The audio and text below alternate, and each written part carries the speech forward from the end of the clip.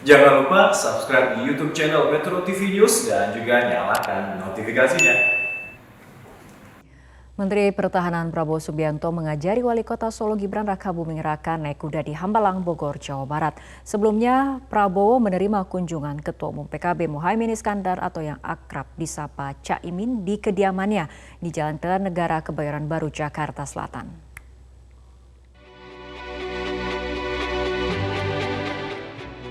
Wali Kota Solo yang juga putra Presiden Joko Widodo, Gibran Rakabuming Raka, mengunjungi kediaman Menteri Pertahanan Prabowo Subianto di Hambalang, Bogor, Jawa Barat. Prabowo yang menyambut Gibran langsung mengajaknya ke lokasi kuda yang tempatnya cukup luas dan mengajarinya naik kuda. Gibran kemudian diarahkan untuk naik kuda putih dengan didampingi 2 orang yang membawanya keliling area tersebut. Sementara Prabowo juga naik kuda warna putih lainnya dan terlihat sudah mahir. Di atas kuda, Gibran dan Prabowo kemudian berbincang santai dan akrab.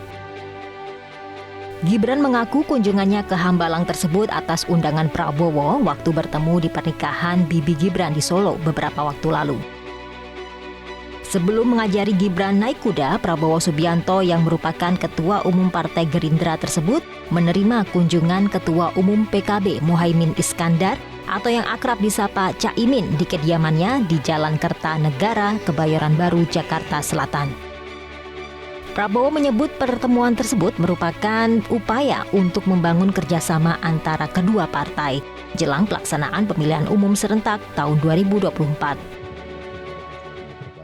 Alhamdulillah kita sudah mencapai titik-titik pertemuan, titik-titik kerjasama, titik-titik kesepakatan di mana kita secara garis besar menyatakan keinginan kita masing-masing untuk bersama-sama bekerja sama dengan erat untuk menghadapi tanggung jawab kenegaraan tersebut, yaitu Pilpres, Pileg dan Pilkada tahun 2024.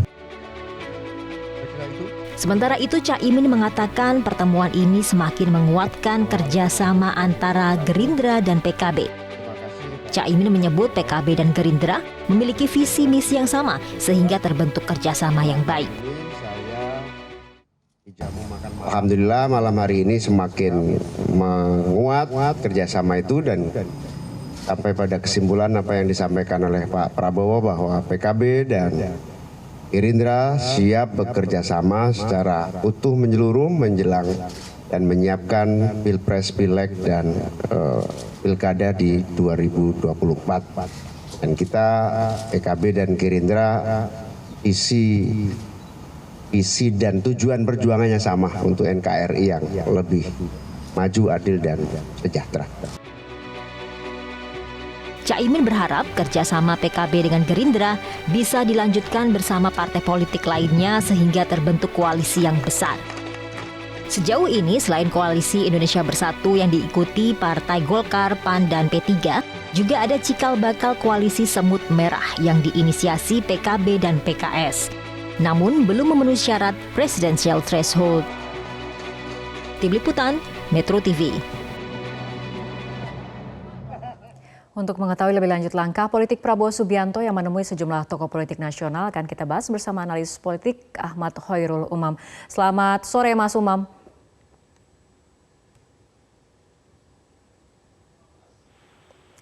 Selamat sore Mas Umam, apa yang Anda cermati dari pertemuan Prabowo dengan Cak Imin? Terkait dengan pertemuan Prabowo dan Cak Imin, saya pikir itu bagian dari upaya strategi untuk membangun komunikasi politik dan saya pikir potensi bagi keduanya untuk berkoalisi sangat terbuka.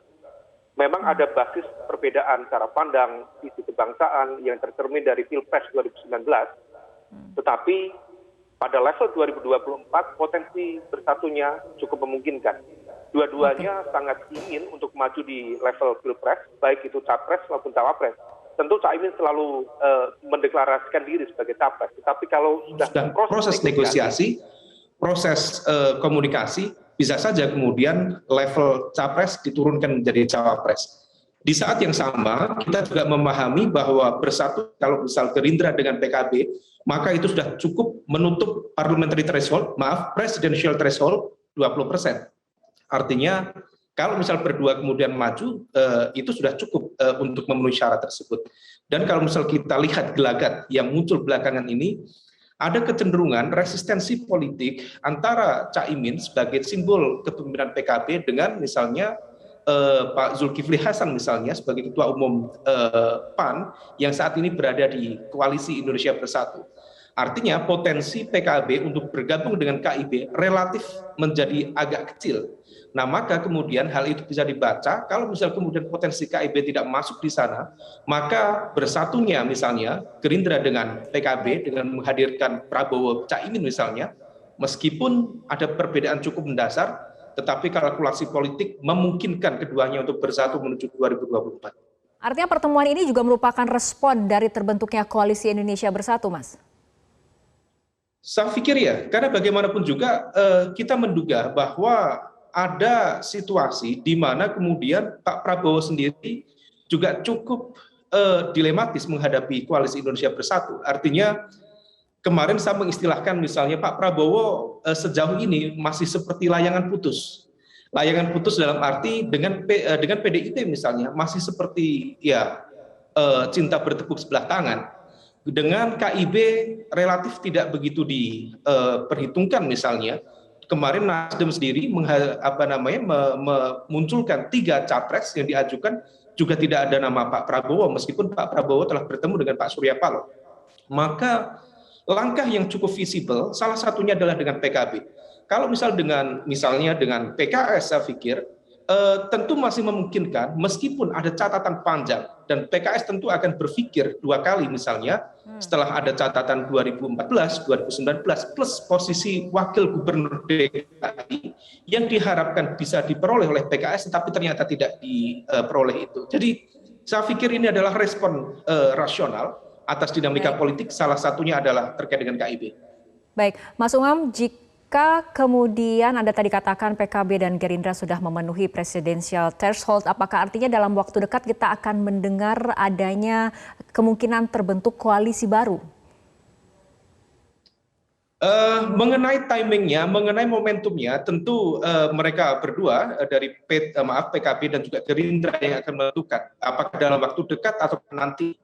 Tetapi saya menduga memang semua pihak, terutama dari partai level menengah, mencoba untuk menunggu bagaimana dinamika di internal PDIP, terutama terkait dengan pencapresan Pak Ganjar Pranowo. Apakah PDIP akan memberikan restu politik kepada Pak Ganjar ataukah tidak? Penentuan restu politik kepada Pak Ganjar akan mempengaruhi bagaimana strategi dan langkah-langkah partai politik kelas menengah yang lain. Nah, oleh karena itu, mengenai momentumnya kita tidak tahu, tetapi potensi hadirnya kekuatan koalisi baru, terutama yang memiliki kepentingan yang sama di level ini adalah Pak Prabowo dan juga Caimin, untuk menjaga basis pemilih loyalnya, tetap memiliki logistik yang memadai, dan juga tetap bisa mendapatkan kutil efek dari proses pilpres yang ada, maka 2 pasangan ini cukup memungkinkan untuk bersatu. Oke, kita lihat apakah nantinya kita akan mendengar terbentuknya koalisi baru atau seperti apa. Terima kasih Mas Ahmad Khairul Umam telah berbincang bersama kami sore hari ini.